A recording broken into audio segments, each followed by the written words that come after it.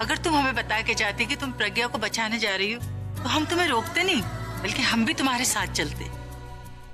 हाँ आंटी जी, ऐसा क्या हो गया था अचानक जो आप अकेले उठकर चल दी? और आपको कैसे पता था कि प्रज्ञा की जान खतरे में है?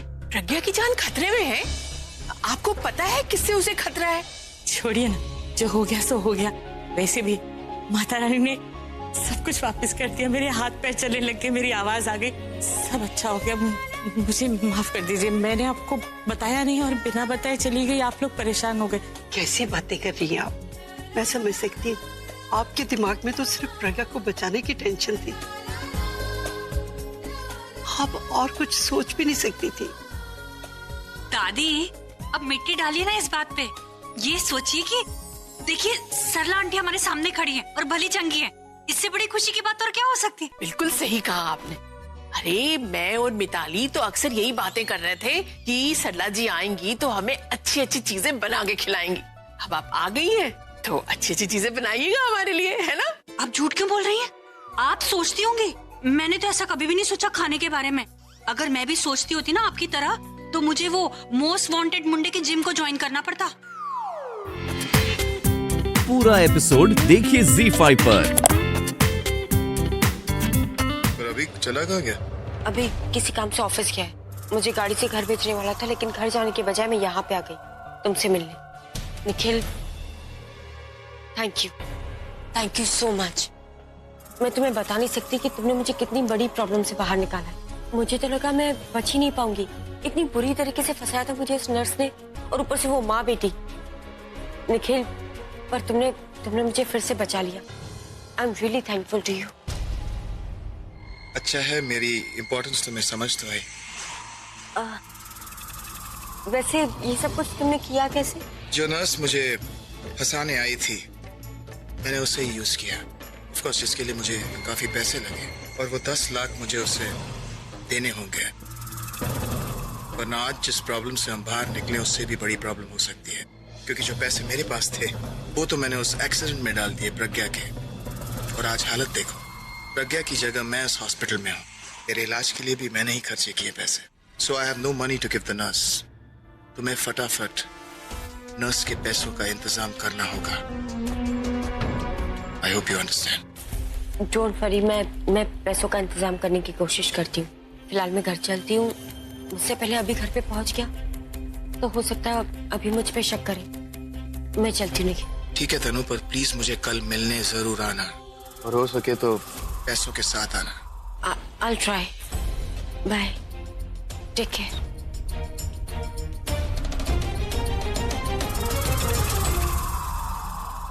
मेरी चाय कहाँ है? मुझे क्या पता, आप उसी को पूछ लो। बेवकूफ, मैंने तुझे चाय लाने के लिए कहा था ना मेरे लिए। मुझे? मम्मी जी, मुझे लगा कि आपने मुझे चाय पीने के लिए कहा था तो मैंने पी ली। बीजी, देख रही है ना आप, ना ये मेरी एक बात मानती है ना मेरी ये बात सुनती है। देख तो मैं तुझे भी रही हूँ, तू मेरे कितने काम करती है। बीजी आप भी। गुड मॉर्निंग दादी। गुड मॉर्निंग बेटा। अरे सुबह सुबह।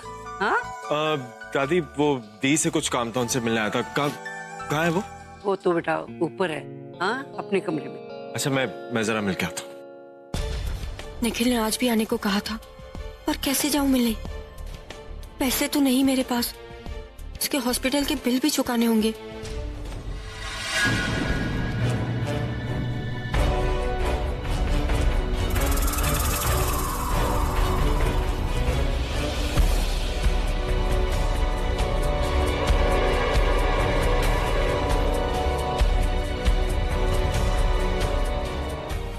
पूरब, अरे इतने सारे पैसे,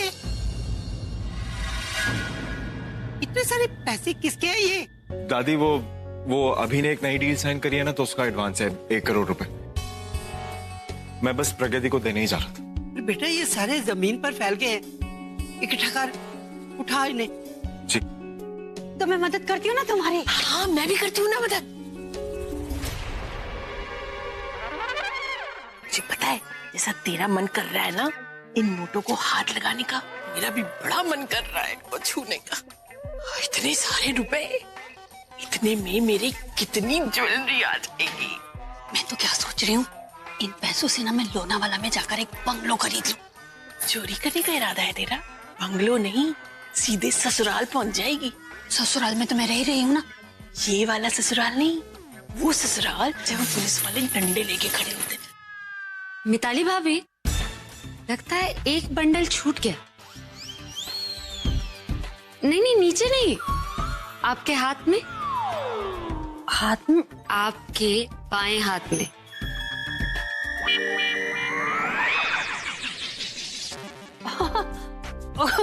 मुझे पता ही नहीं, मतलब ये रह गया हाथ में, पता ही नहीं चला।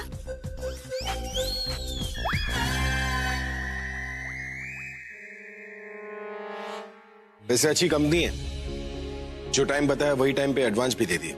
मैं अच्छे लोगों के साथ ही काम करती हूँ। आप भी अब अपना काम अच्छे से कीजिएगा कि बाकी के पैसे भी वक्त पर मिल जाए। दीप, एक काम करते हैं, ये बैग जाके ऊपर रख देते, फिर बाकी की बातें बाद में करते हैं। हाँ तो मैं मदद करती हूँ ना, पूरा बैग बहुत भारी होगा ना। नहीं भाभी, भाभी अगर नोटों की तरह बैग भी आपके हाथ में चिपक गया तो प्रॉब्लम हमें ज्यादा हो जाएगी।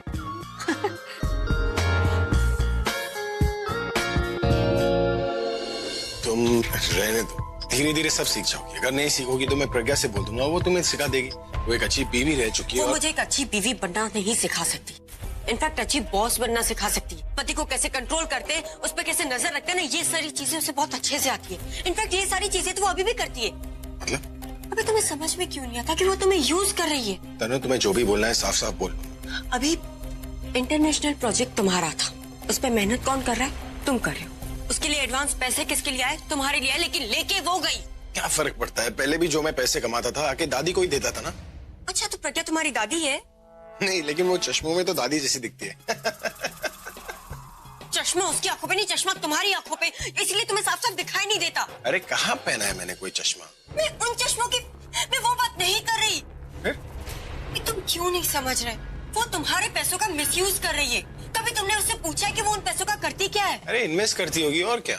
अपने नाम पे भी तो कर सकती है ना वो। ऐसा क्यों करेगी? क्योंकि वो चाहती है कि सब लोग उसके आगे हाथ फैलाए पैसों के लिए। तुम भी तो उसी से पैसे मांगते हो ना। 5 लाख मांगते हो तो 50,000 मिलते तुम्हें। मुझे तो डर लगता है कि हमारा बच्चा पैदा हो और उसे भी उसी से पैसे ना मांगने पड़े। वो उससे पैसे क्यों मांगेगा? क्योंकि तुम्हारे पास क्या है अपने बच्चे को देने के लिए? अभी अगर तुम अगर अपना शेयर भी इससे मांगोगे ना तो वो नहीं देगी। वो ऐसा नहीं करेगी। ठीक है, तो मांग के देखो उससे, शेयर देती है या नहीं।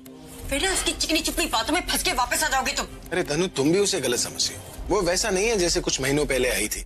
वो अब क्या? वो अब मुझे पसंद करने लगी। कुछ नहीं। आप सबने फरमाइश की थी इसलिए मैंने पराठे बना लिए। आपने लिए ना पराठे? बहन जी मैं तो 2 लूंगा।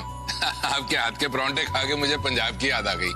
हाँ भाई, मैंने भी लास्ट टाइम ये पराठे पंजाब में ही खाए थे।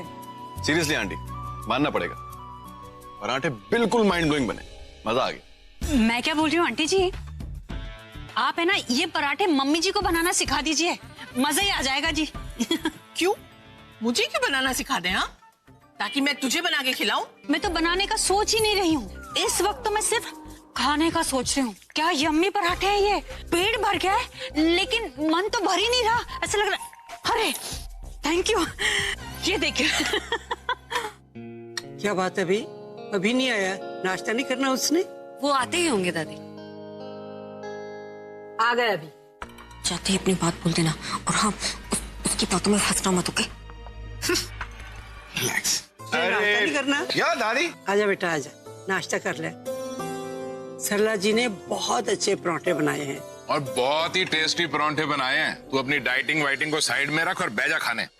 काम करते ना, अभी खा लेते, बात बाद में कर लेंगे। नहीं, पहले बात करेंगे, बाद में खाएंगे। अब तुम शुरू कर रहे हो, मैं शुरू करूं? तुम क्या शुरू करोगे? पीछे हटो। खाना? हाँ हाँ खाऊंगा दादी, लेकिन पहले ना मुझे अपनी शेयर चाहिए। क्या? अरे शेयर क्यों चाहिए बेटा? पूरा का पूरा खाओ ना पनीर पराठा। बैठो तो सही, गरम गरम है बेटा। चल परोसे से। पनीर का पराठा? हाँ। तो मेरा फेवरेट पराठा है। हाँ, आपको बहुत पसंद है, मुझे पता है बेटा जी।